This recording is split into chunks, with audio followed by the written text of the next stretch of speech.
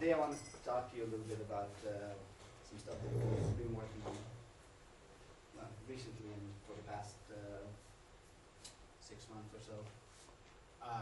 Basically trying to find out new kind of order parameters in fractional quantum Hall states and new symmetry rules in the mathematics of these states. So first I want to acknowledge my collaborators. Most of this work has been done with Professor Nicola Regno and some of it towards the end started based on a question by Shivaji Sandhi about how to actually get out from a generic state, Coulomb state, the clustering conditions of fractional quantum Hall states, and of course there's a series of previous works whose collaborators I list here. So, this is not really the audience for introductory slides, but I'm going to have a couple of introductory slides. So, let's ask this question, and let's give this answer, and then basically let's go into more detail. And the point is that even though a lot of it known these days, if you look at a lot of the papers in the past 20 years and recent papers, still the main method of identifying fractional quantum Hall states in realistic system is wave function overlap. And there's of course another line of thought which uses component field theory to get fractional quantum Hall states, but you get into deep problems when you start trying to do microscopics with CFT, because CFT is useless in, for example, figuring out the Slater decomposition of a fractional quantum Hall state, which you need to do overlaps, which you need to do anything. CFT doesn't help you at all in that. Moreover, it also doesn't help you in computing actually physical quantities such as pair correlation functions. So the problem that I want to pose to everyone to do for breakfast is to compute a pair correlation function of any model state and any CFT state, such as the Laughlin state, for example. For the Laughlin state, it's been done by Gerben, McDonald, Plasman, based on the plasma analogy. So if you want to compute S of Q, which is e to the I QR, e to R, G of R minus 1, of the pair correlation function of any fractional quantum Hall liquid, which looks like G of R would look like this for fermions. Hopefully it's a incompressible state, which means these stamps. This thing will have a q squared term, which is kind of trivial, comes from the e to the minus e squared part of the wave function, and then we'll have a q to the fourth term, which is actually quite important, which describes the envelope of decay of this wave function, of this G of R at large distances. This coefficient here, at least for the Laughlin states, is actually a universal coefficient. Is it m minus 1 over 8m, or something like this. It can be obtained from plasma analogy, and there's recent conjecture by Haldane that it's actually related to the Hall viscosity, which is quite non-trivial, although there's no proof of that. But the point is, this coefficient is known only for Laughlin states, for more read or any other model state is not known. And figuring it out from CFT is a very hard breakfast problem, to say the very least, and you can't do it, basically. So, but aside from this Haldane statement that I'm not very familiar with, it seems like a fairly useless exercise. None of the interesting physics is contained in the pair correlation function. Why? Compressibility of a state is contained. Some part of the compressibility, if the state is compressible in the charge sector, Fine. 2 kF oscillations are contained in the pair correlation function. If you know all the correlation functions of the state, you know the state. The correlation functions are quite important, I would say. Well, I mean, if we were to believe in the topological nature of the states, then the interesting correlation functions are not the 2-point correlation functions. There's some kind of non-local correlation functions that. Well, I mean, you get, well, let me step back and answer that comment, although maybe it's getting late. But my point is, we don't know what things are universal, right? For example, up to 8 1889, it wasn't known that the whole the thermal conductivity was universal. It wasn't known that the quasi-Hall exponent on the edge is universal. It wasn't known that the electron exponent on the edge is universal. Right? So determining universal things is hard. Right? Universal things, I mean things which are true for the Coulomb state as well, not just for the model state. Right? How do you know that a coefficient in this pair correlation function is somewhere deeply embedded, because it's not, it's kind of a spectral decomposition of the pair correlation function. How do you know what's universal or not? Up to 2 years ago, or up to when Avram did his Hall viscosity, I don't know, 5 years ago, it wasn't known that Hall viscosity is a universal coefficient, right? So how do you know that something is universal? I think there's many more things that are universal in fractional quantum Hall states, and relating them to experimentally observable things is hard, and should be one of the interesting things to do. So far, I don't know that this statement that you've made is true. I can't tell you it's not true, but experience shows us not to say that things which are pair correlation functions or correlation functions don't have any meaning. They obviously have some meaning, because it will tell you if the state is gapped or not. Okay. So this, of course, since I said that both, I made two statements that the main method of identifying fractional quantum states is wave function overlap. I want to tell you where that goes wrong, and there have been previous talks about this where that goes wrong. The most clear example, although there's an infinite series of examples where it goes wrong. The most clear example and the most well known is this Gaffnian state. So basically, it's a state which has the same filling and the same shift as the composite fermion state. So you can't identify it, you can't distinguish it based on shift and filling. If you plot the overlap of the J-conformal composite fermion state and the Gaffnian state versus delta V1, which is an added interaction, they basically track each other.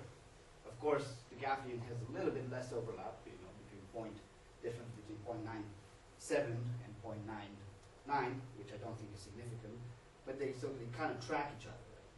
So, of course, there are different states of matter, so there's got to be something wrong in that, what's wrong is that the overlap is lying to you. The entanglement spectrum, as you've heard in the first talk, is a little bit better. It's able to distinguish between these states. But so far, there's no real, entanglement spectrum for other states, for example, is much more complicated, and you can't distinguish it because it's, you don't have enough sizes. I'm not claiming that I'll make a definite statement on this, but I just wanted to show you where the problem goes with overlap and what's been done so far in quantum Hall. It's even more, this is last week, this next week. Is the step to be more? You said it be more. Sorry, I couldn't hear you. What is the step to V1? Delta V1 is so you have the Coulomb Hamiltonian, which you diagonalize then you take the overlap with these two states, Yeah, the state right. that you're in. Delta V1 is just a hardcore repulsion, right? It's just a delta function repulsion. And then you add that to the Coulomb, you diagonalize the state. And you see, like, when you make the core very soft, the state goes compressible. So that's why the overlap is zero, because you go into another angular momentum. These are, because Jane and Gaffnian are all angular momentum zero states, so they're perfectly translation invariant. The overlap starts dying when you go to, when your Coulomb state plus delta V1 has a different angular momentum. What size system is this? This is huge. It's 16 particles. It's huge for fractional quantum Hall. This is the largest system you can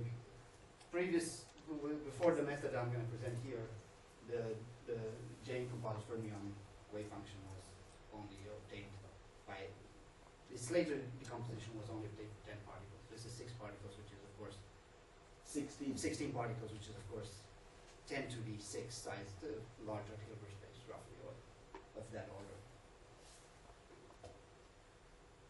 Okay, so the point is that, of course, this is even worse than motion, because this state, the green state, the Gaffnian, is supposed to be non-unitary, and that means that, well, supposedly, that means that it's not a phase of matter, but a critical point, or it's conjectured to be that.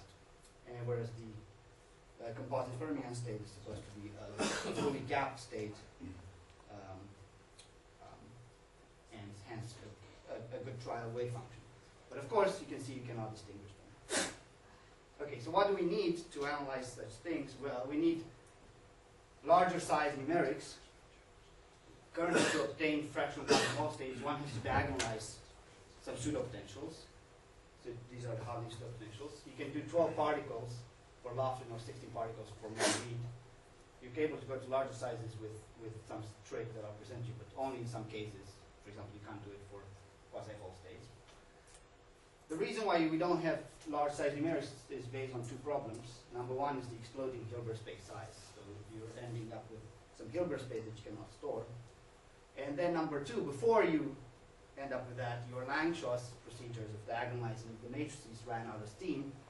So it's impossible to diagonalize the matrix because especially for more than two-body pseudo-potentials. So if you have like some of these Haldane pseudo-potentials, such as Moore Reed or Reed Rosai, or other wave functions, cluster wave functions which have 4-body correlation, 5-body correlations, your matrix starts becoming non-sparse, and then you're basically done. So what I wanted to say is that we've now removed this problem B for most model states, and I'll tell you for which one we removed it. Of course, problem A still remains. We have made some progress on that, but not exponential progress. So that still means the exploding Hilbert space, which is exponentially exploding, is winning. But we've removed the need for diagonalization from model states.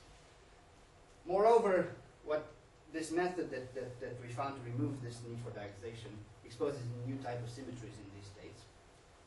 And these are symmetries, they're actually not really symmetries, they're kind of rules of the state of determinant decomposition, and they help to define new order parameters in all fractional quantum Hall states, which we hope can be used to identify universality classes. This is a true strong of a statement. Hope. It's the right answer, the right word to use here. Yes. What was the problem with diagonalizing the matrix? The matrix wasn't sparse, or it was? Well, I mean, even if it's sparse, you're going to run out of steam diagonalizing it. But even if it's not sparse, it's too large. I mean, Nikolai is the better person to answer that question. I mean, for me, I run out of steam at 10 particles, but you run out of steam at much larger, so it's going to. So I guess it's just sparseness, right? Could you speak up a little? We can't hear you. Okay, it's just that fractional quantum effect like a spin system, the matrix is not that sparse. It's sparse, but well, you have to store the matrix element at some point, so you really you can't reach large system size. I don't remember for 16 particles. So the Hilbert space you have to handle is 100 million or something. 100 million for. It's a hard dinner problem to have diagonalize 100 million by 100 million matrix. So, okay, so I'm going to go through a bunch of stuff that was actually presented before. So I actually thank Nikolai for doing this beforehand. So I'm going to go through it a little bit fast. I need to define some notation at the beginning, so this is going to be a bit dry, but hopefully to good use. So everybody knows that free many-body wave functions are Slater determinants for fermions. And the Landau problem on a disk is just a magnetic field piercing the plane, which creates in the symmetry gauge orbitals of angular momentum 0, 1, 2, up to the number of fluxes. Of course, you can put this problem on the sphere by putting a monopole in the middle of the sphere, and you create radially Landau levels which have angular momentum from minus n phi, which is number of fluxes over 2, to n phi over 2. So, or from the north pole to the south pole, and the equator has orbital angular momentum 0, so you've got minus n phi over 2 to n phi over 2. Or if you're on the disk, from 0 to n phi. There's just a shift in the angular momentum. So now, once you have these orbitals, you can immediately define your Slater determinants in orbital activation basis, which just means that you tell me how many particles you put in orbital of angular momentum 0, 1, 2, up to n phi. And these are two numbers. The number of particles can be either 0 or 1 for fermions.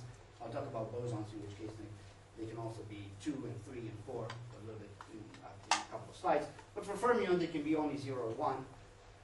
And they completely define a single Slater determinant, right? And I'll tell you immediately how it defines it. It defines it in this way. So to neglect this right now. So here, for example, if I put one particle in the orbital at angular momentum 9, one in the orbital of angular momentum 8, one in 5, one in 4, then I can just write this in angular momentum basis and so on. I can write this in angular momentum basis as 9, 8, 5, 4. And the wave function, the first quantized wave function, is just the anti-symmetrizer of z1 to the 9, z2 to the 8, which are just a single particle, and so on, which are just a single particle wave functions, right? So the single particle wave functions are z to the angular momentum, and the many-body states are just the anti-symmetrizers of those.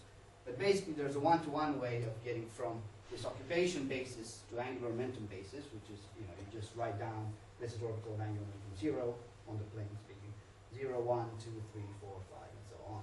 And you just write down your angular momentum, your occupied angular momentum states, which are 9, 8, 5, 4, and you anti-symmetrize over them. So this is one Slater determinant. Right?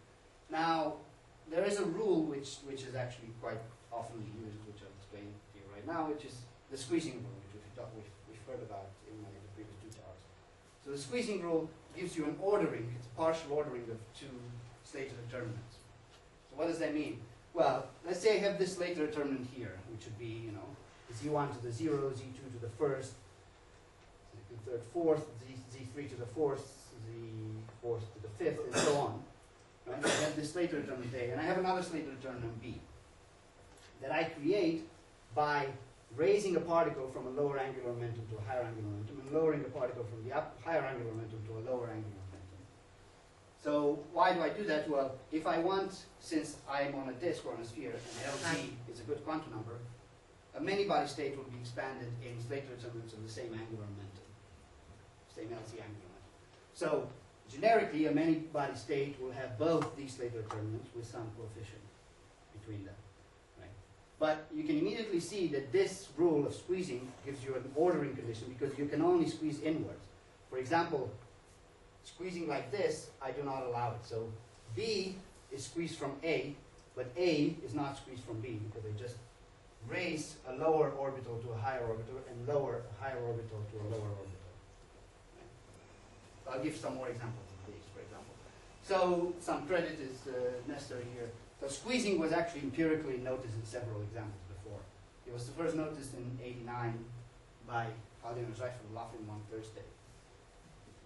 Numerically, they saw something in the spectrum, which I'll show you right now. It was also noticed numerically by for the more rich state by Haldane in 2006, also by looking at the examination. And actually, there's a March meeting abstract in the literature which suggests that Greiter knew it in 1993 also for the more read state. Is squeezing is Dominance. partially ordering? Yeah, it's the dominance of exactly. But there's no general systematics of what this thing means. So this was empirically noticed in numerical examples.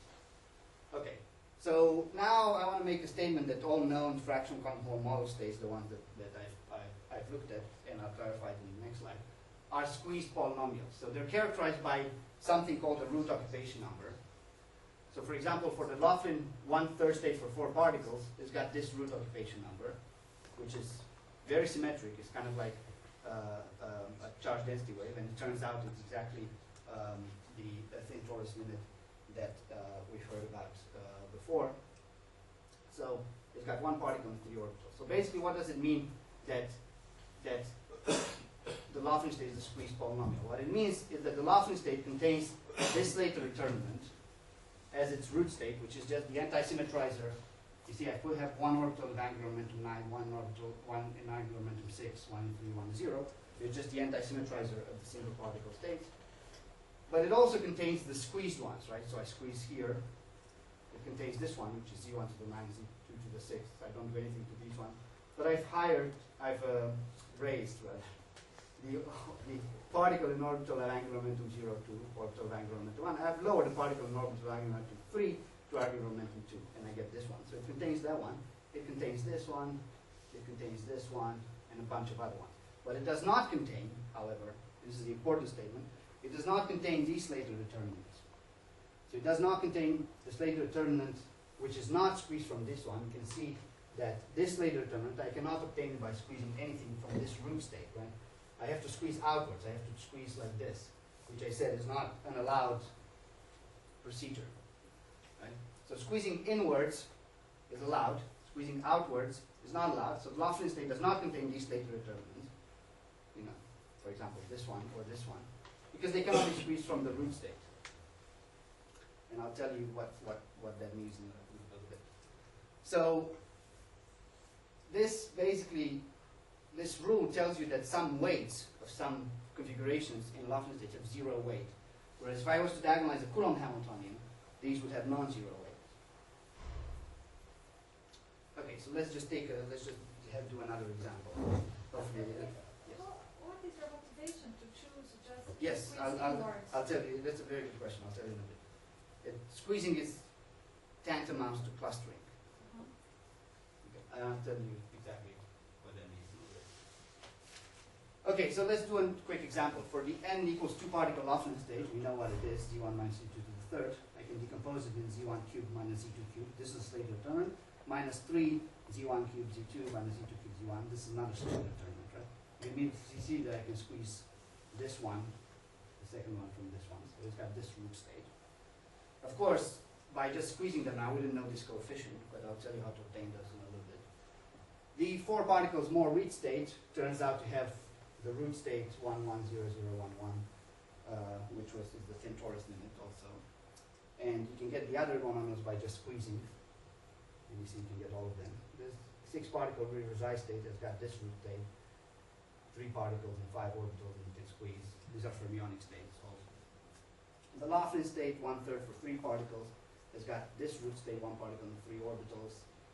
Is also the thin torus limit, as pointed out before, and you've got all these squeeze states here, which are part of the spectrum of the Lofton state for 3 particles, part of the decomposition. Okay, so now we come back to the question that was just posed, and I'm going to go from here to here and then back to here. So each fractional quantum Hall state that I know of model 1 can be squeezed from a root partition, which a clarification means each pseudopotential, 0 mode, even if not unique, can be squeezed from a root partition. So if you've got a state that's a 0 mode of a pseudopotential Hamiltonian, even if it's not unique, it's going to have some 0 weight on some Slater determinants. So it can be squeezed from some partition which is not, so it doesn't have non-zero weight on all Slater determinants. And I'll tell you, I'll show you immediately what it is. And basically this means that root partition and squeezings gives you the clustering condition. So the fact that I choose a root partition and I choose the squeezing inward rather than outward immediately gives you the clustering condition. So that means the Lofton 1/3 state dies as 2 particles come together with the 3rd power of the difference in coordinates, etc. for more weight. So let me take 3 minutes to show that this result.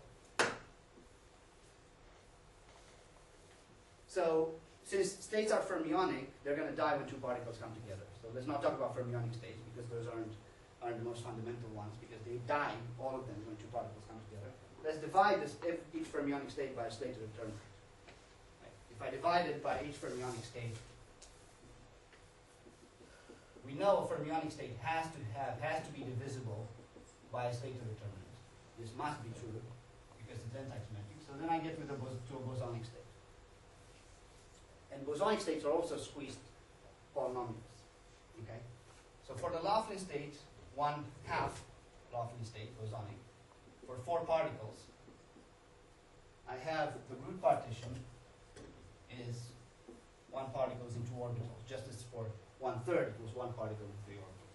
That means I can have in its, I have all the monomials, for example, Z2, where I squeeze these 2.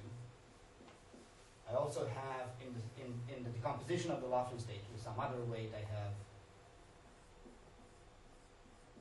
right? And let me just tell you what these states are. This is symmetrizer in this case because they're bosonic. So instead of anti-symmetrizer, you just take symmetrizer. Z1 to the 6th, Z2 to the 4th, Z3 to the 2nd, Z4 to the 0. This is the symmetrizer of z1 to the 6th, z2 to the 4th, z3 to the 2nd, z3 to the 1st, and z4th to the 1st. Okay?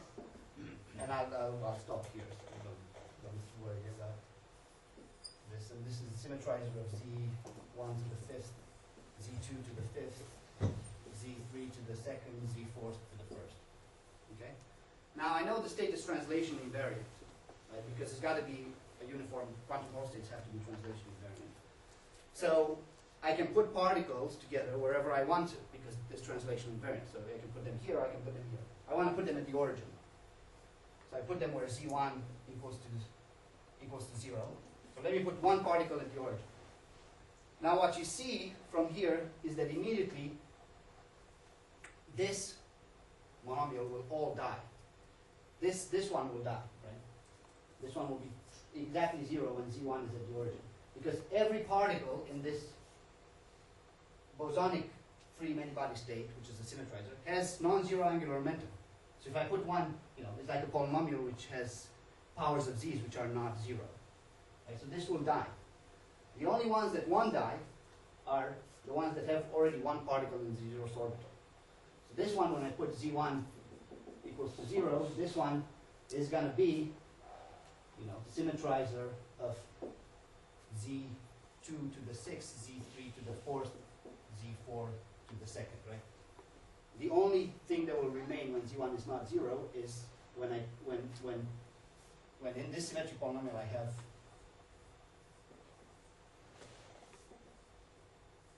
z1 to the 0 power, because z1 to the 0 power is 1, so I can put it to 0 anyways.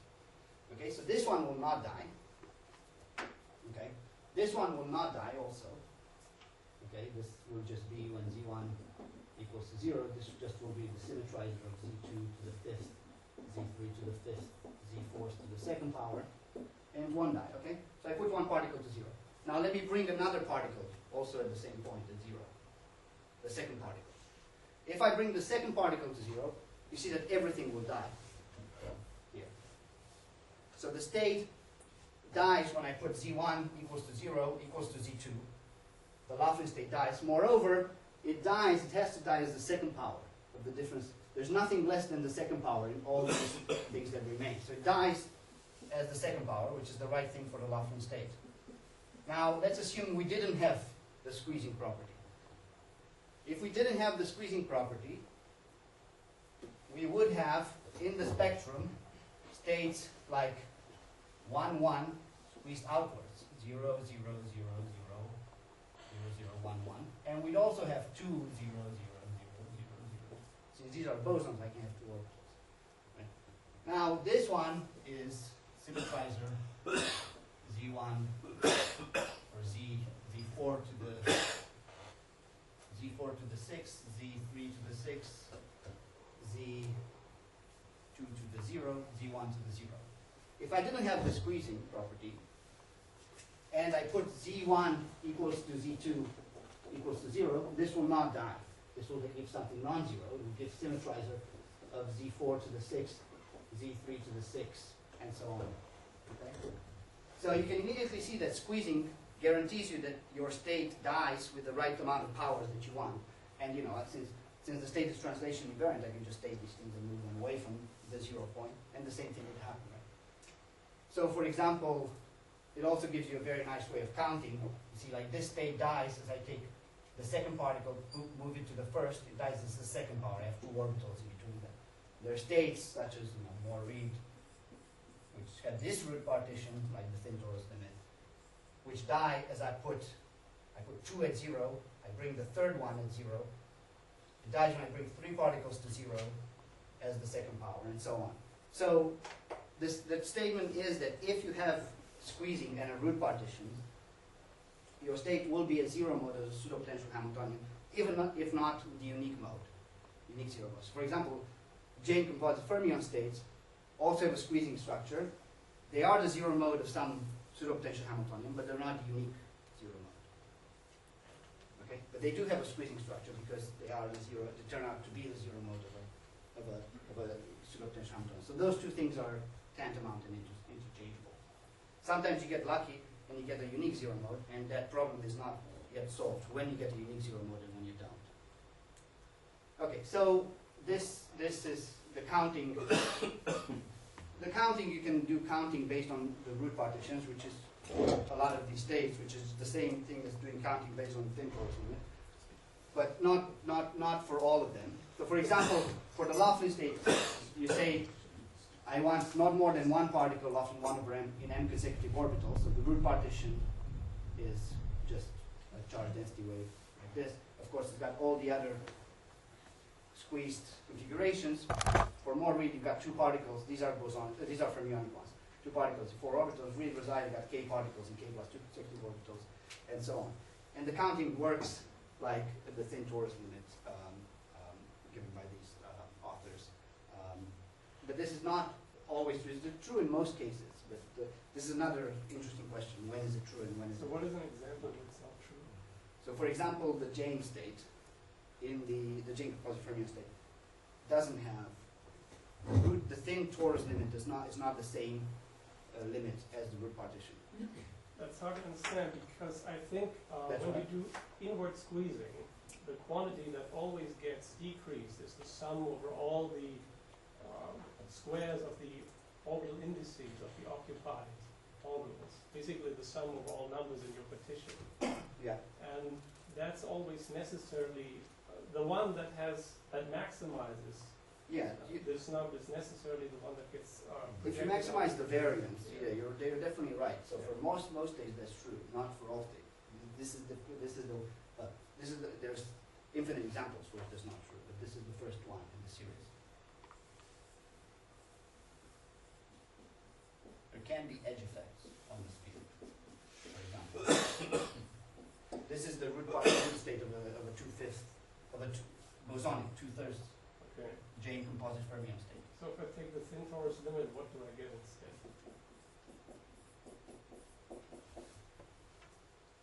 This is what you get. It's a bit hard to see. So is that obtained by inward squeezing? Yeah, I mean, you've got to squeeze, you've got to make a 2 here, right? Then I can see how it can be, more dominant than the thin torus limit than the one that you wrote down first. Well, there can be, I mean, the scalar product on the sphere is not that easy, There's a rule of thumb. Oh, I see. So There's a rule of thumb but that rule of thumb, I think, can be violated at the edges, for example. You see, in the bulk, it's got the same thin torus state. If you took that Jack polynomial and used it to formulate a wave function on the cylinder, I think, the root pattern would be projected out. Well, the J state is not a single jack. You can build it out of jacks, but it's not just a single one. But it's got this root partition. I mean, this has got nothing to do with, it transcends the jacks, right? These are just root partitions. It's squeezed polynomial. Jacks are examples, Sure. but this is a polynomial that's squeezed from Yeah, this I think root it doesn't state. matter if it's a Jack or not. Yeah, but what I'm saying is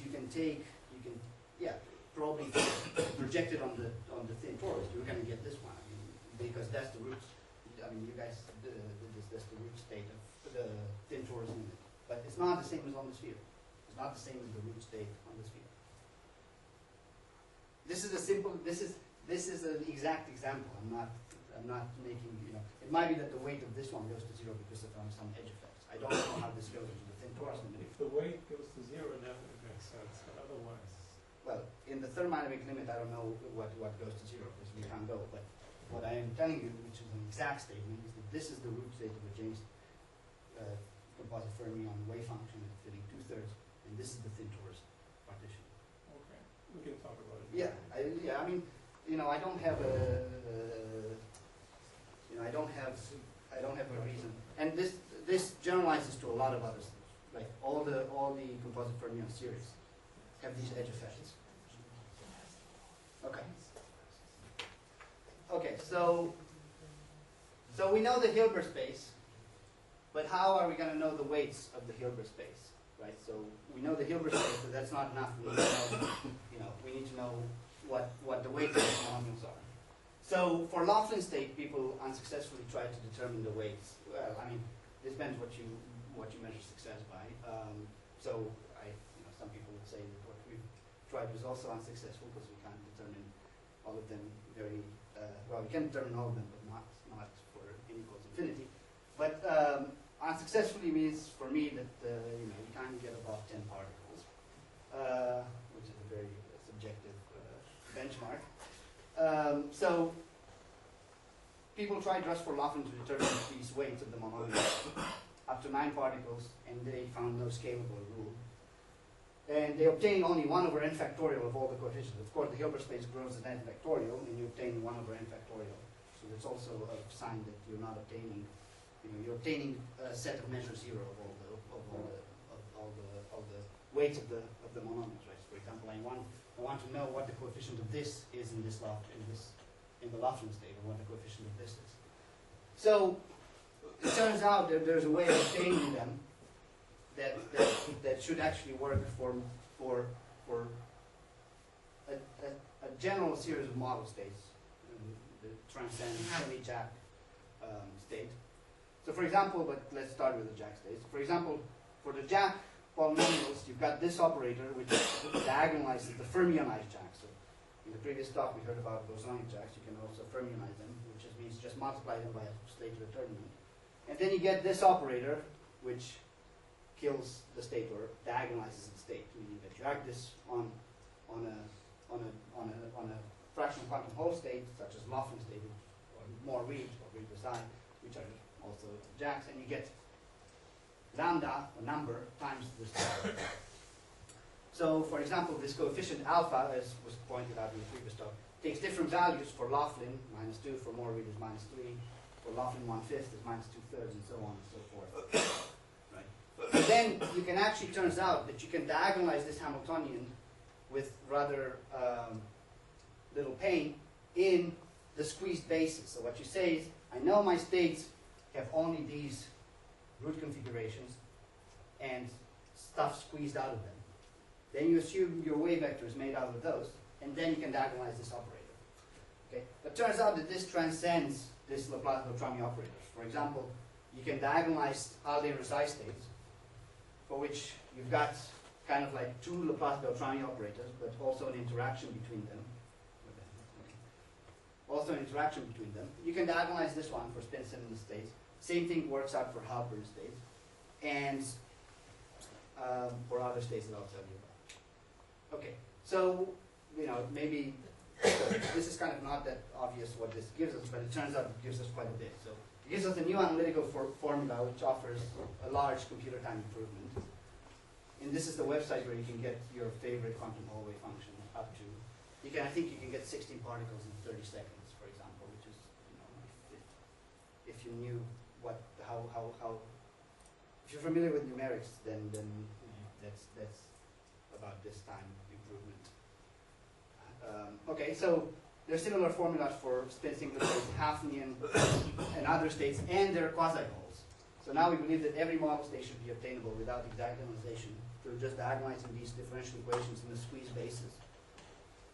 The quasi-holes too. So now diagonalization is actually completely removed. The bottleneck is memory storage, which I don't know how to get to.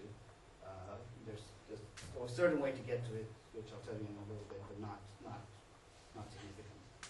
So the new muscle for numerics enables us to look at states, for example, to see if the Gaffnian state screens, and the answer is no. If I have time, I'll show. And having an exact expression for these coefficients, it's a recurrence relation, but it's simple enough that you can see through it. It reveals previously unknown symmetries of these model fractional quantum Hall states. So let me tell you about these symmetries, or rules. Okay. So there's a lot of symmetries that it covers, but a lot of them are very non-intuitive. The most intuitive I'll present here. And this most intuitive turns out to give you about more than 97% of the Hilbert of overlap. It gives you only 30% of the Hilbert space, but it gives you 97% of the overlap. So we think that this is the most most important rule, but there's other rules too. Okay, so what were the symmetries that were known for fractional quantum Hall states? Well, for all quantum Hall states, LZ goes to minus LZ is a symmetry, which just means you take the sphere, you rotate the north pole to the south pole, and the coefficients, for example, the coefficient of this one and this one, you're just rotating around the equator, should be the same for the coefficient, you know, in the Laughlin state of 6 particles with this root partition, the fermionic state is going to contain these 2 Slater determinants, which are just squeezed out of here twice and out of here twice. And you can see that they're just a reflection around the equator, and they have the same coefficient by LZ symmetry. Of course, by LZ symmetry, I can squeeze, you know, the Laughlin state will also contain these 2, or these 2, where I can squeeze here, and these 2, where I can squeeze here. And also by LZ symmetry, they should have the same coefficient. Excuse me, Yes. could there not be a sign change as you go from one to the other? Not if you define the basis correctly. And you can take all these signs into account by defining her. But typically both occur. If you That's- do exact diagonalization without any constraint, then both will occur. Right. When they occur, so in this case they don't occur, in this particular case. When they occur is when you're taking a particle around the other particle in the fermionic case. That's because of course, right? So for example, let's take the Laughlin state. This is the root state for the Laughlin 1, 2, 3, 4, 5, 6 particle state, right? So the moment you're taking, let me squeeze this one and this one. The moment you've squeezed around this particle, you pick another minus sign. But that one you can take into account by just seeing how many times you. So there are minus signs, but not in this case, for example. And but LZ symmetry will never give you a minus sign. Right? These will never differ by a minus sign, because that's just LZ symmetry. But there are minus sign issues when upon squeezing you pass another particle. But those you can take into account, which is really defining them properly. So that's a good question. But the LZ symmetry will never, these ones will never differ by a sign, or these 2 ones will never differ by a sign. Right? Okay, so we know that these 2 Slater determinants in the Laughlin state have the same coefficient, this one and this one, and this one and this one. But there's nothing that tells us how to relate the coefficients of this one and this one. Well, it turns out that they're equal. Right? All 4 of them, for example. And that's a rule that I'll present right now. So this rule turns out to roughly half, or like 30, gives you 30% of the states. And actually, what's more important, forget about the last statement. The more important thing is that this LZ to minus LZ symmetry, you can only use it for L equals 0 states, for ground states. Whereas this rule, you can use it for quasi-Hall states. It's valid for, in fact, it's valid for any Jack polynomial or any Haugen precise state or any of these, for example, the states that we're going to hear about tomorrow. It's valid for all these states.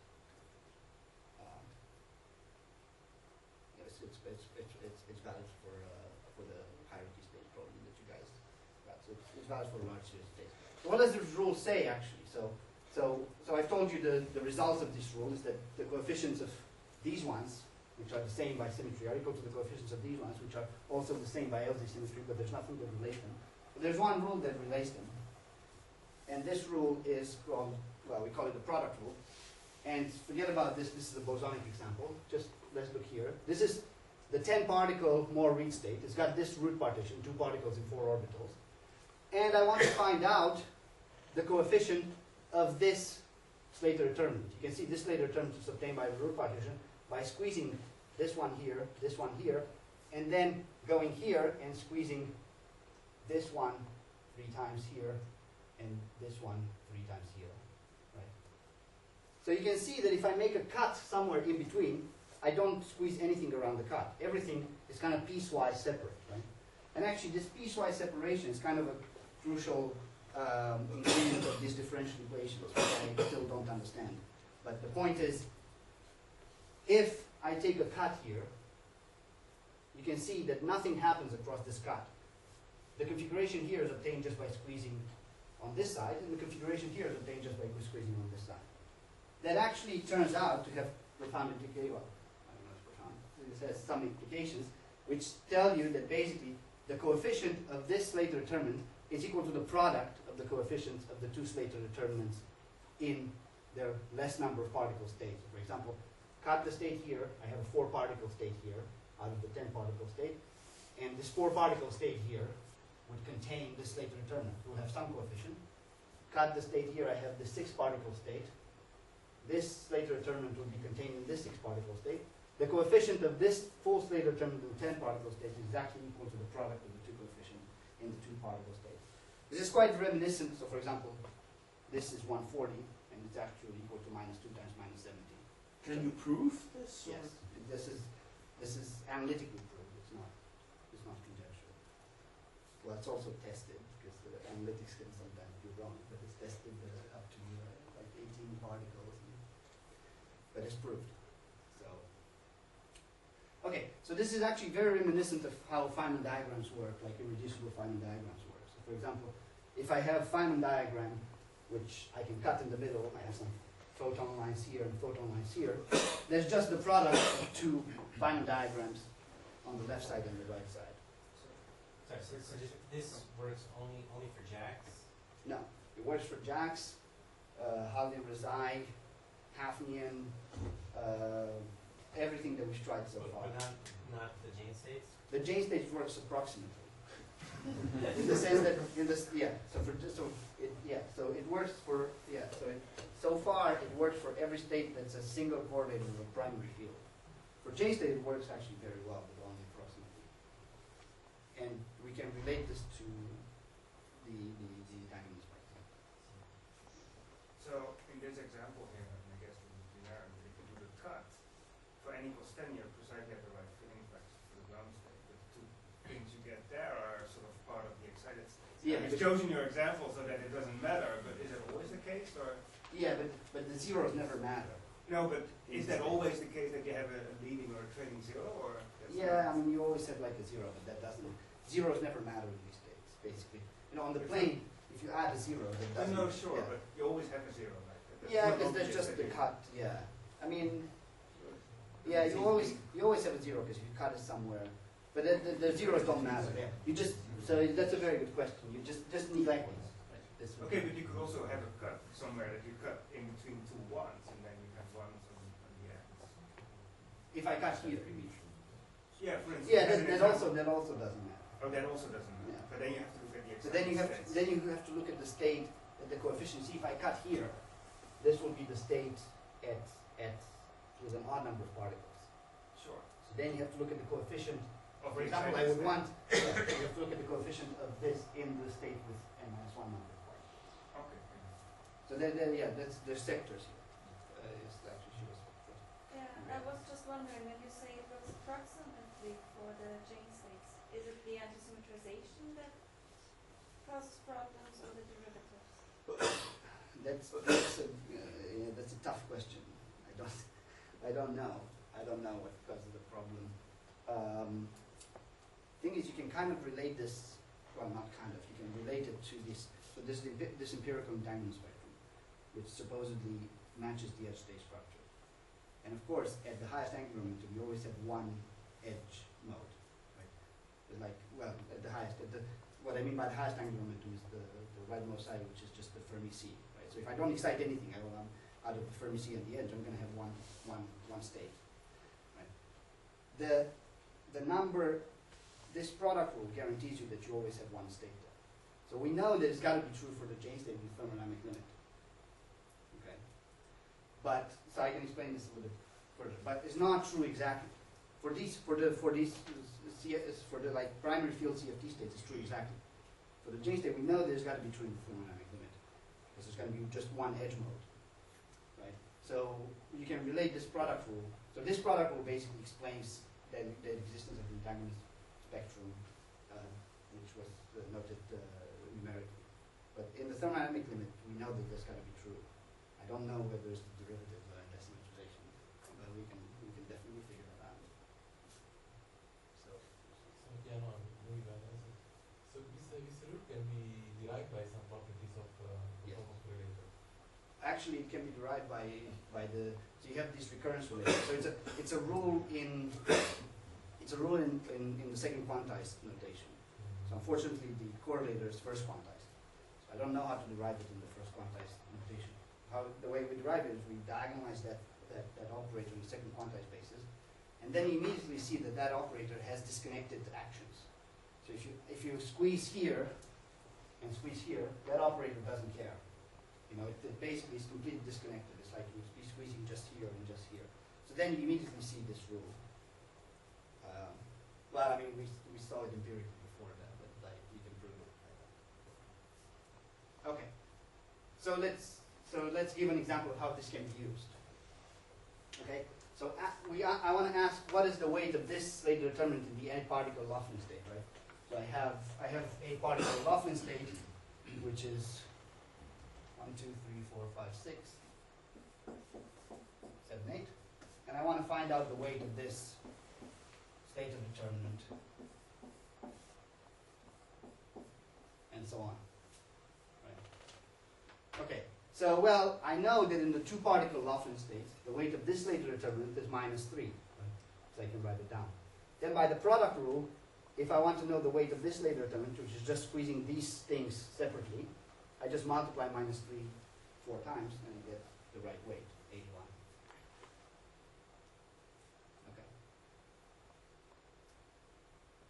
All right, so the statement, the kind of shady statement that I'm going to make now is that it's a kind of a shady conjecture, but I'm going to make it. We looked at all these model states and the product rule is true. So all the Jacks, Haldane-Rosai, Halperin, Hafnian. So basically, if you know the n-particle fractional quantum Hall state, the dimension of the n+1 particle Hilbert space is n times roughly n times dimension of the n-particle one. Right? So of course, to go from n particles to n+1 in the thermodynamic limit is an infinity hardship of infinity size. The product rule gives you about 30 to 40% of these configurations of the n+1 particles Hilbert space. Even though it misses more than 50% of the Hilbert space, the overlaps are larger than 95% and growing. So for example, take the 7-particle Laughlin state, find the configuration of the 8-particle state that satisfies this rule. You get 30% of the configurations and about 94% overlap.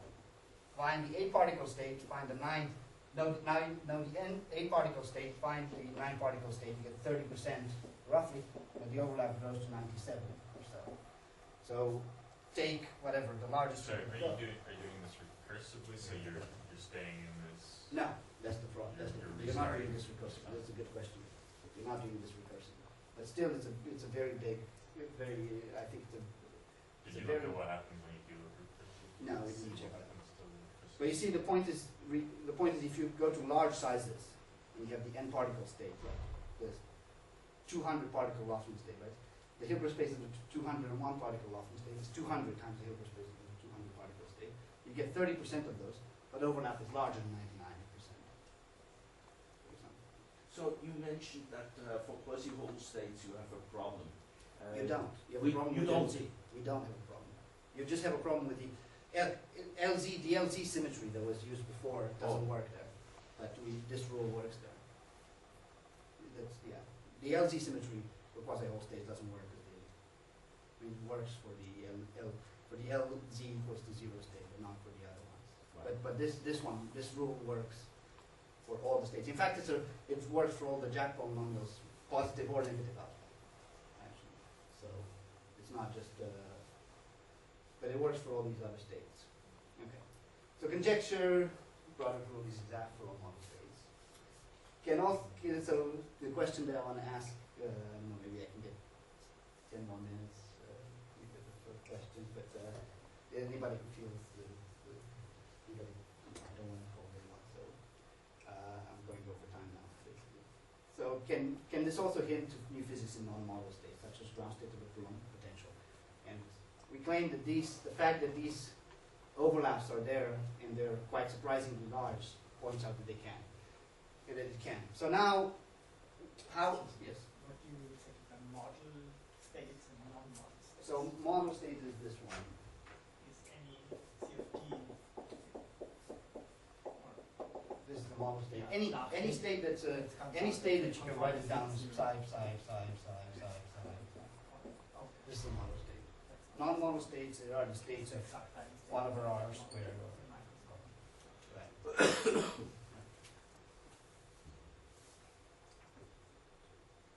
Okay, so turns out that something that was known before corresponds to a very special case of this product rule. So the perfect off-diagonal long-range order was a concept that was coined in the early 90s, and somehow it never became what it was supposed to become. But turns out it's just a simple case of this product rule. So what does the off-diagonal long-range order say? Let me just talk about it for the Laughlin states. It's the same for all the other abelian or non-abelian states in this language, because you're just talking about orbital.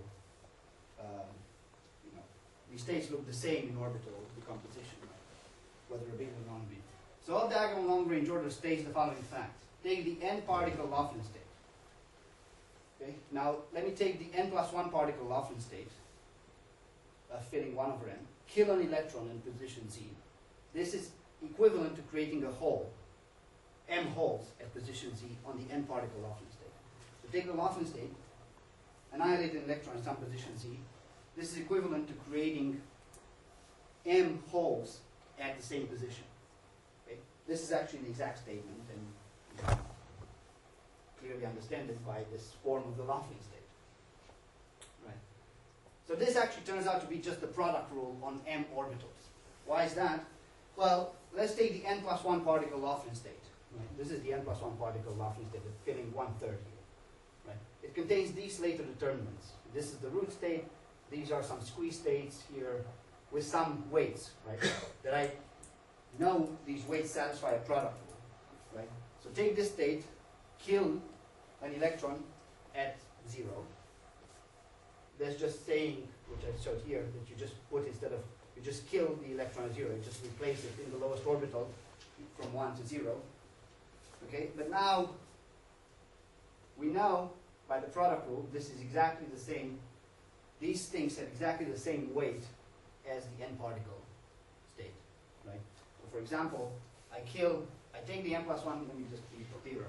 I take the n plus 1 particle Laughlin state, I kill an electron at 0, then I got 3 holes here, right? And so I know that killing an electron at 0 is kind of equal to 3 holes, except I don't know if these coefficients remain the same.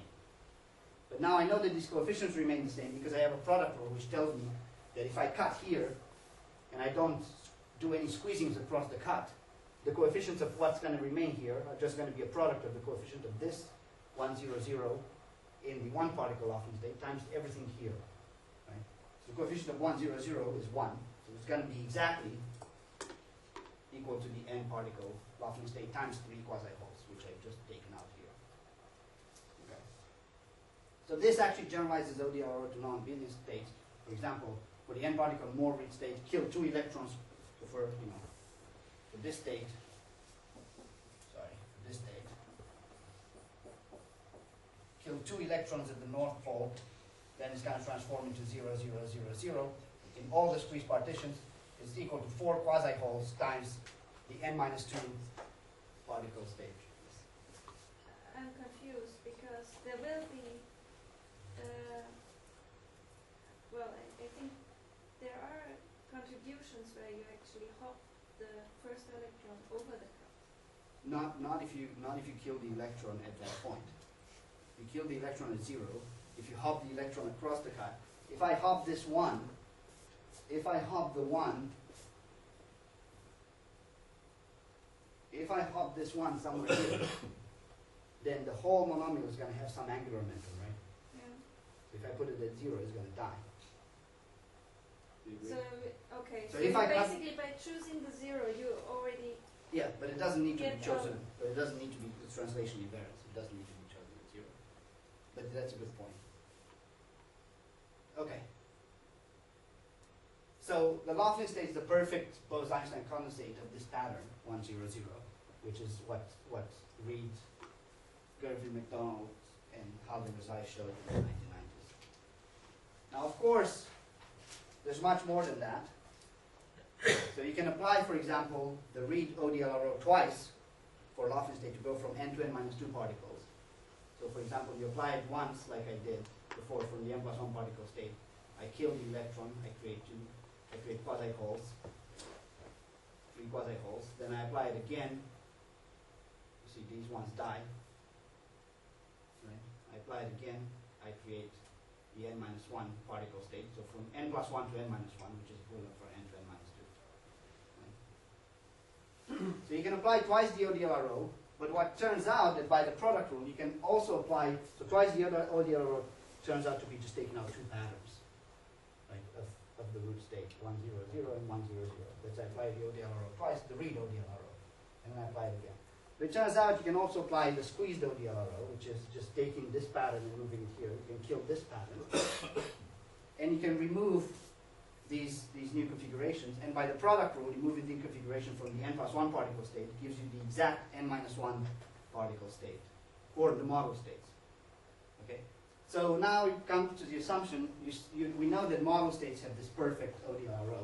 So the assumption is generic states also have good ODLRO and this new type of squeezed ODLRO. So fractional quantum Hall states are Bose-Einstein condensates of all these patterns. Of course, there's much more because we know these patterns only give you 30% of the Hilbert space. So there's other things that we don't know.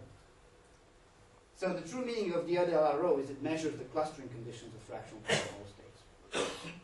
Right? Because you know that if you take out patterns like this, you know, for example, if I took out this pattern, right, where I just squeeze this one like this, for example, I would get 0. I wouldn't get the right state, right? If I take out only the right patterns, I get exactly the n minus 2 particle state, right? So basically, the true meaning of LDRO is it's an imprint of the clustering condition of the states. For example, the Laughlin states have all diagonal long range order for all these patterns where I take out, for example, here I take out 3 read patterns, but then I can take out these squeezed ones, I can squeeze them here, I can squeeze here, I can take out all these patterns from the Laughlin state and find out that I am left with the n minus 3 particle Laughlin state exactly, with no, this is an exact statement, but it doesn't have any ODLRO for these patterns, right, where I squeeze these outwards, for example. Right, so if I take out this pattern out of the Laughlin state, I get 0. And well, the fact that if I take out these patterns and I get 0 is pretty obvious because like I said, these Laughlin states are squeezed. But the fact that if I take out all these patterns, I get exactly the Laughlin state for n minus 3 particles is actually non-obvious. And that's the statement of the product rule. Okay, so how do we use this? And this is going to be 3 minutes. Well, we just used it to look at the pattern of zeros or the clustering conditions of some of the 2 states that we were talking about before, right, the Gaffney and the Jane state. So what we actually do is a bit more complicated. What we actually do is we take a state, be it Coulomb, so now we can go to generic state, right? So we assume that, of course, if a state is the same universality class as some model state, is a generic state, then it's got to have some BC condensate of these patterns, of these clustering conditions. So you can actually see what these clustering conditions are. I'm not sure how that relates to what universality class you're in, but we can talk about that Sorry, what later. kind of missing argument here on what takes you from being in the same universality class to having Well, everything this is the right. So we don't know how to classify topological order of polynomials. Right? We've seen before that you can have there's a thin torus limit which can classify it, but it might not classify it. There might be 2 states with the same thin torus limit. There's clustering conditions, but we know the clustering conditions don't fully classify the state. For example, like we'll hear tomorrow. If we have 3 particles, if we impose the clustering Hamiltonian, the 3 particles cannot have angular momentum less than 4, that gives you a bunch of states, right? So there's many ways of classifying quantum Hall states, but none of them is so far unique, I would say. So of course, CFT might be unique if we knew what CFT may correspond to. Okay, so right? It's been argued that the clustering conditions, or the you know, what when called the pattern of zeros, what we call the clustering conditions, is the same thing. It's been argued that that can classify a quantum Hall state, right? So then Shivaji Sandhi asked at one point, okay, let's see how we can get this clustering condition from a generic state, right? So if you have a polynomial, a model state, you just put particles together and you see that it dies, right? But if you have a generic state like a Coulomb state, how do you see where the zeros are of that state, right? So in as far as the clustering conditions give the universality class of a state, which I'm not sure they do, in as far as that they do, this gives you the pattern of zeros that a Coulomb state has, right? Which you'd not see by writing you write the Coulomb state, you get some Slater determinants, you transform it into the first quantized notation, then you put two particles together. Even for the Laughlin state, the Coulomb state is not going to die, right? But it will have a huge ODLRO for that pattern, right?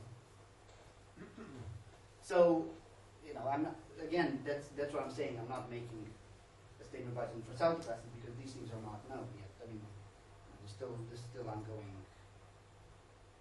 research into how the clustering conditions uniquely fix the state, and they don't seem to do. Well, you did make a statement about the universality class, but I didn't. This last clarification is. No, I didn't make a statement about universality class. I actually made I actually made a caveat that I'm not going to make a statement about the universality class. So, in any case, it depends whether you're a believer or not. So, probably the clustering conditions will not uniquely. There might be some other patterns here that uniquely fix the state, but I doubt it. But anyways, the point is you can see differences between the zeros of states in this with this method.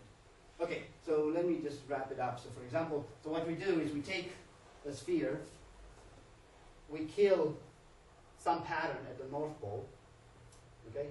Then we get a wave function, we rotate it all the way up to pi, so to compute kind of a correlation function. If this was a ferromagnetic state, an exact ferromagnet, this would be 1, right? Or if it was an antiferromagnet, this would also staggered flux, this would be 1, staggered field, this would be 1, right? But if it's some other state, such as Coulomb state, you'd expect it to be close to 1 if it's in the same universality class. And again, that expectation might be. Sorry. What is supposed to be 1? You kill a couple. You Right. kill some orbitals from the state, and then you rotate the state. You rotate the state all the way to pi, so that you can write. It's like if you had a sample, you look at the spin here, and you'd ask me what the spin here is. And if I have order, I would be able to tell you what the spin here is, right? You're taking an overlap or something. Yeah. So yeah. So you take the original state. Yeah. So you take a state. Phi is a given fractional quantum Hall wave function. A pattern kills a given pattern at the North Pole. Then phi at theta equals to 0 is a pattern. This operator that kills all these patterns times the state. Okay? Phi at some angle theta is the rotation matrix of that state. You just rotate, right? Then what you take is the overlap of phi theta, phi 0. Okay. Of course, what we could do is do the entanglement spectrum of phi theta, phi 0, but like I don't want to abuse some of my friends, so we didn't have. But so yeah, I guess what the other thing you could do is to do the entanglement spectrum, do all these other things, right? But it is pretty clear that if you, for example, in a superconducting sample or some magnetic sample, this is the correlation function, right? It's kind of non-local, right? But it is the correlation function. Okay, so for example, the Gaussian has this root configuration, right? Has this root that's been shown, for example, I guess it was shown in Nicolas' talk and the Gaussian has this root configuration. It's two particles and 5 specific orbitals.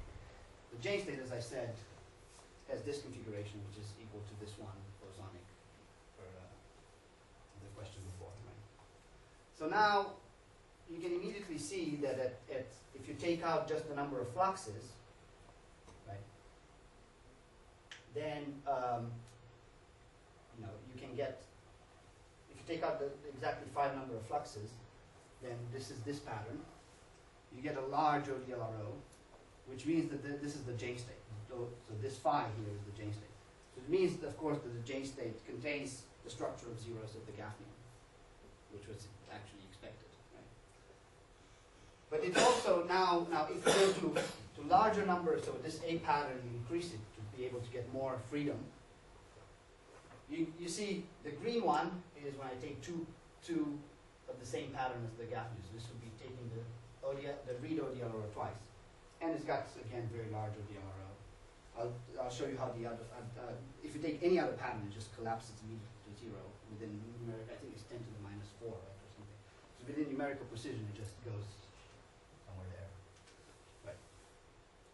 Okay, so now, yes. So, do you use this to discriminate? I use it to look at the structure of zeros and states. Because it seems not to discriminate very well between... Well, here's where it discriminates, right? So you can see that if I take out this other pattern, which is not part of the Gaussian, this pattern cannot be squeezed from the Gaussian.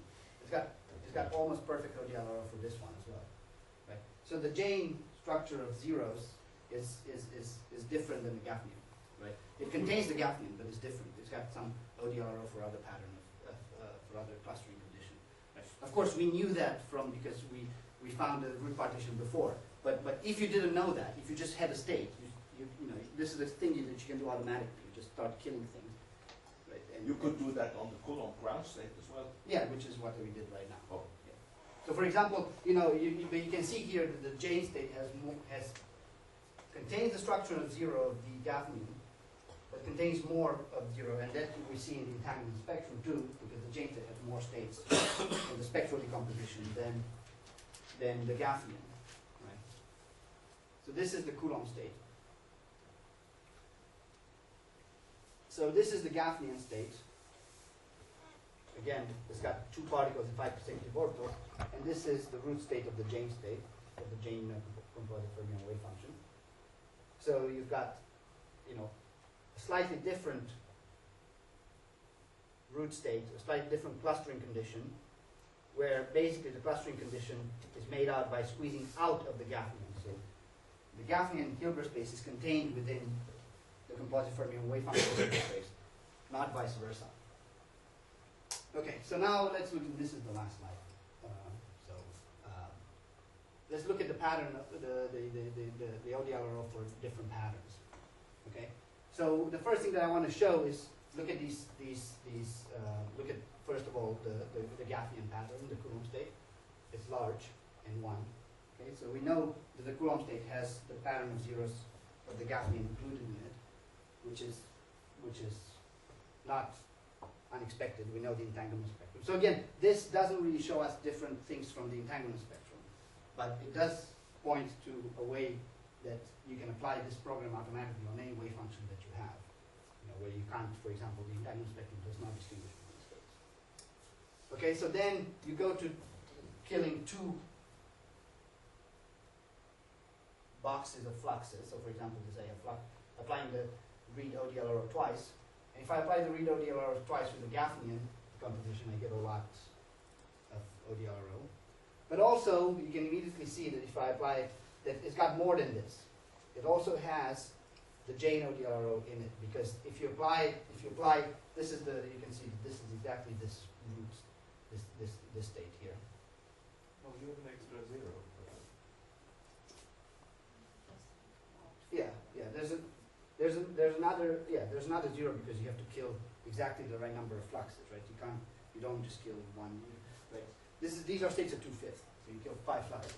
So you got another 0, which just means that these two, this root state is going to have some squeezed states, right? This is just the root state, right? It's going to have a lot of other monomials. Most of its weight is going to be in the other monomials, and the first one is going to be when you squeeze these two here. and that's going to give you another 0, or sorry, you squeeze these two. So, but you can immediately see that if you take other patterns, such as, so I take now Jane and I try to squeeze outwards. So Jane has the structure of zeros that I've got 4 zeros for 2 particles, right, the fermionic one. Gaffney has got structure of 0 that I've got 5 zeros for 2 particles, right? But now I try to squeeze out of the Jane state to see, does the Jane state have the structure of 0 of 3 zeros for 2 particles, right? And you can immediately see that the ODLRO dies, right? So now we know what the structure of zeros is in these states. Again, whether that says anything about universality classes, I don't know. Do you have any understanding why the Gaussian ODLRO is so much stronger than the Jane ODLRO? Yeah, so that's actually that's a good question. So we think it's because when you kill some of the Gaussian pattern, that's included in the Jane state already. Right. So if you would add basically I don't have a specific answer for that, but I think that when you kill the Jane pattern, when you kill the Gaussian pattern, like here for example, if I killed the Gaussian pattern in the Jane, right, I already had a large ODLRO. Right. So it's kind of like it's whereas here you're just killing basically the zeros of the Jane pattern. But I don't have a specific, I don't know, to tell you the truth. Yes. There is of course an interesting question if they scale in the same way as you go to bigger systems. Yeah, so the finite Do you cycle. know anything about that? Well, Whether the Gaussian ODLR might decay more rapidly with size? yeah, so I'm not the right person to although I'm giving the talk, I'm not the right person to ask about the finite size. So you have So comments to on be honest, it's really hard to go beyond 16. You see, but because you start with your state with 16 particles, I you reduce understand. to 12. But what about the smaller ones, 14 and 12? So I think it's for the timing it's very hard to have any conclusion about. I mean, it kind of stays the same. The ODLRO is kind of like, for example, you can take the ODLROs through a phase transition. So just take a Coulomb state, change delta V1, and Right. take a Laughlin state, and it just crashes down like an order parameter, right? But it seems in these phases it seems to stay quite constant. Right? So basically this kind of, I guess my point is I wanted to answer a question of how you would see clustering conditions in the Coulomb state. Right? And this would tell you immediately that the last clustering condition of the Coulomb of the Coulomb state, if this ODLRO stays the same in the thermodynamic limit, which we assume it does, it would tell you that the Coulomb state has the clustering condition where 2 particles have 4 zeros. Sorry, I'm a little confused. These are all for comparing against Coulomb? These are all Coulombs, so the wave And- function that you're doing and here you're is Coulomb, testing them with these patterns, Right. which correspond to which corresponds to. trial, the ODRLO of the trial. That's right, that's right. But for example, let's say you just had a Coulomb state. You can pick these patterns, right? I mean, these patterns have you know your state, you know your filling of the state, right? Let's say you give me a Coulomb state with some filling. This is filling 2/5. I can take 5 particles, I can take out 10 particles, I can take 15 particles, and then I try all the combinations, right? And at some point, my ODLRO is going to die. And I claim that that's the structure of zeros of the state in the thermodynamic limit. Actually, so presumably the Jane ODLRO within the Gaussian wave function is 0, Yes, but the Gaussian ODLRO within Jane is non-zero. it's large. Which is pretty large. This is it. This is 93%, right? So it's from 1 to, look at the scale, right? I mean, it's not, it's large, as you said. Sorry, so I guess I'm So this is the Gaussian ODLRO, these two, yeah. right? And this is in the Jane state. Oh, these are both in the Jane state. Yes. Whereas the previous one, or the next one is in the Coulomb state. Right? So you can see it's huge. But of course, the Jane state has more ODLRO than has another pattern of zeros too. But for example, I mean that we knew because we can write down the Jane state, right? And the number for the Gaussian ODL row within the Gaussian is how big then? 1. It's exactly Because of the product rule. It just Oh, stays. okay, okay. It just stays 1, right? So that's the conjecture, right? Because in all these states, this thing is 1. It's a perfect BC of these. The model states are perfect BCs. The hope is that if you're in the same universality class, you'll keep that BC condensate. Maybe we should wrap up and Yeah, then I've give wrapped people up. the chance to leave, and we can of I've course wrapped up, we yeah. can continue discussions I've afterwards wrapped for the up. people who are interested. Yeah, I said like 20 minutes ago. So let's thank Andre and then.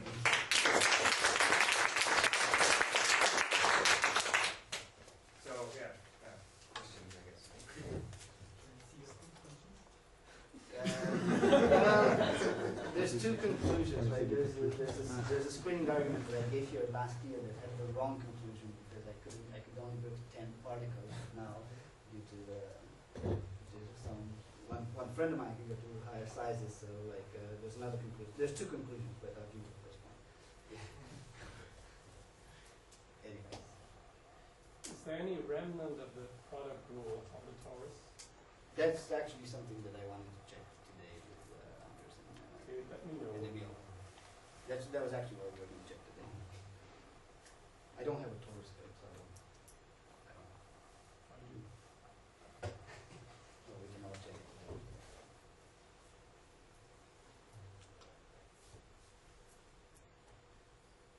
Yes, there were a lot of questions already, so let's thank Andre again. Well, maybe just a comment. Of course, there is another way to tackle model states by some kind of exact calculation. It seems that the DMRG is doing very well on states that are characterized by simple pseudopotentials. If you don't need them all, but only a few, and all the rest for large angular momentum, relative angular momentum are 0. And maybe that is a method that Yeah, I claim we can do better. This can do better. So for example, this we already have, more reads for 24 particles, the exact state. Now what you can do from the exact state, so that's exact state, all the components, right? So now what you can do from the exact state, you can start building the product rule. The product rule is cheap as hell numerically because it's just multiplying things. If you build the product rule, you're not going to get all the coefficients of the higher ones, but we know that the product rule gives you 98% overlap or larger, 99%. So you can probably go to, I don't know, 26, 28 more read, which I with higher overlap than the can much. you do more read states with quasi-particles. Yes. Do we, yeah, well, we can definitely For do read it. state, we have a quasi particle, a read state, we have 22 particles, and we have been able to move one quasi particle from the north pole to the south pole, for example. Something, yeah, Yes, so you can, but that's the exact state. exact state. So then you can apply the product rule on that exact state and then go to higher sizes. Could you combine this with DMRG somehow? Well, that's what I was asking Adrian, but Oh, okay. he says he'll look into it. Okay. I don't know. It would seem that you could, right? Yeah. Because these are the important configurations, right? You can see them by overlap. And if you plot the entanglement spectrum of these things with just this product, it looks there's a huge entanglement gap. And you can, these are the important, there's other rules that I will show, right? I don't know how to interpret them in terms of these prime data. But these are important configurations. So it would seem that if you choose your DMRG basis at the beginning, based on these, you can get a large improvement. But I don't know. So this off-diagonal long-range order is supposed to distinguish between compressible and incompressible. Well, Isn't it? no, it's not. Right? That's my point. It just distinguishes the clustering conditions, right? For example, it's 1 in any perfectly clustered state, right? So that's probably an example that you cannot distinguish between universality classes, but it does give you the zero. So for example, tell me what give me a Coulomb state. I mean, let's say we have, let's give it the simplest example. Let's say we have the Coulomb 1/3 state. We know that it's in the same universality class as Laughlin. But how do we see that it dies when we put two particles together as the third power? Right? In the Coulomb state, if you put two particles together, the fermionic one is going to die as the first power, only, right? By virtue of being a fermionic state. It's going to have some residual thing that's not going to make it die by as the third power. Right? This thing will tell you that it dies as the third power, because only the ODLRO with the right pattern of 1, 0, 0 will give you huge ODLRO in the Coulomb state. Maybe I even have it here. Do I have it here? Yeah, I do.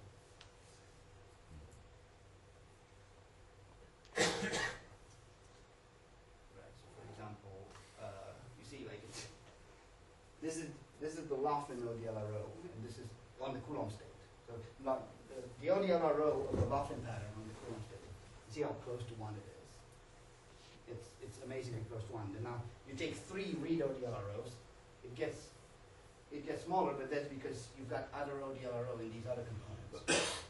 You know, the squeezed ODLRO, which are, for example, the blue one is large, but then the unsqueezed ODLRO, where I take out a pattern that's not in the Laughlin state, crashes down immediately.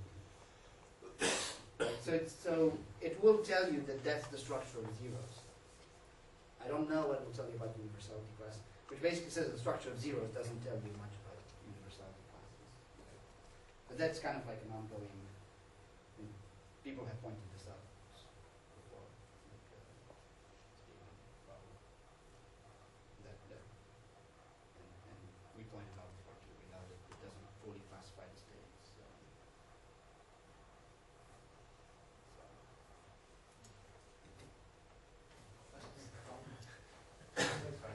You showed very quickly an example of generalized collateral or generalized Laplacian where you have 2 different kinds of values. Yeah, that's the, yeah. So there's 2 generalized ones. One is the fermionic one, which is, there's this other term besides the collateral term. The collateral term is just this one. Split up the full quantum one to the full power. Yeah, this this, power, and yeah. that leaves you to that additional Right, term, right, right. In this you can diagonalize too, actually. Right, also have the same argument. Well, this one is actually it's kind of hard to diagonalize because like this one when you add on, you see, well, this is too technical, but anyways, maybe when you add with this on the Slater determinant, it's got power 2 here. So if I have more reads times the Slater determinant, only 1 power will die. So you get a fraction. So it doesn't purely diagonalize it. You have to, the sum of them doesn't give you a fraction. The sum of them gives you. Anyway, so there's a second. Yeah, I just gave an example. There's differential equations, many differential equations, but this is the example for a 2-component, like a spin singular state, that they satisfy this differential equation with some coefficients here. These coefficients here are for the Hagen-Rosai state. How would you integrate the CIs and WIs? They're just 2 spin up and spin down. So there are 2 different kinds of Yeah. electrons that Right. have different kinds of properties. Yeah, spin up and spin down part. But you know, you can have equations with this power 3, like the Hafnian has this, there's a state called the Hafnian, which is this to the power 3. It's got 3 bodies. It doesn't, when you multiply the CFT correlated by Z minus J, it's going to have 3-body correlations in it. But you can still solve it. So these equations, the CFT equations somehow seem to be all solvable in discrete basis.